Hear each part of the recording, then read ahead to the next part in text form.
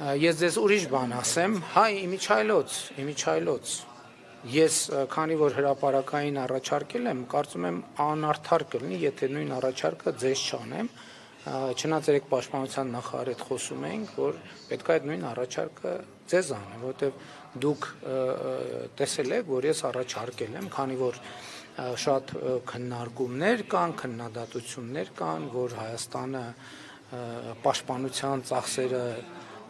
բան անում, կրճատում է, Հայաստանը զինաթափել է բանակը, էս արել են արել, ես լրագրողներին առաջարկում եմ առանց տեսախցիկների, առանց բանի, նույնիսկ առանց գրիչների, եթե պայմանավորվում ենք, որ ինֆորմացիան կոնֆիդենցիալ է, առանց հեռախոսների եւ եթե որևէ մեկը ստանձնի ցուցակ ձևավորի են լրագրողների, ովքեր պատրաստ են նաեւ հետագայում որևէ կոնֆիդենցիալության կանոնները պահել, ես ձեզ պատրաստ եմ տանել եւ մոտիկից ծանոթացնել եւ շների հետ, եւ կատուների հետ, եւ մնացած բոլոր հնարավոր միջոցների հետ, եւ դուք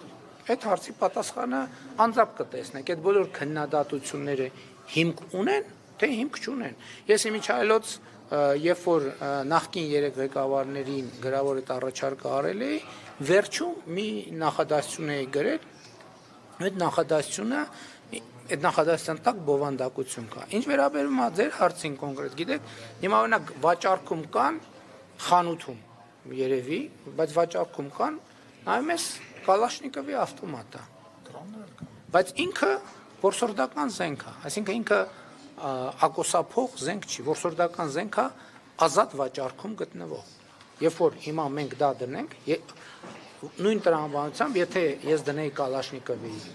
ավտոմատի նկար, որ մենք ձեռք ենք բերել, ինչ-որ մեկը կարող էր որսորդական խանութում ազատ վաճառքի մեջ, ընդ որում քանի տոկոս էր զեղչով այդ նկարը դնել, ասեր դե տեսեք այդ։ Դե եւ նաեւ այդ է պատճառը, որ ես այս վերջերս հաճախ եմ առակած առաջինը մեջբերում, որտեղ ասում է Մեսրոպ Մաշտոցը իզուր չի թարգմանությունը սկսել այդտեղից եւ մենք դա ավելի հաճախ պետքա հիշենք, որի մեջ կա նաեւ այս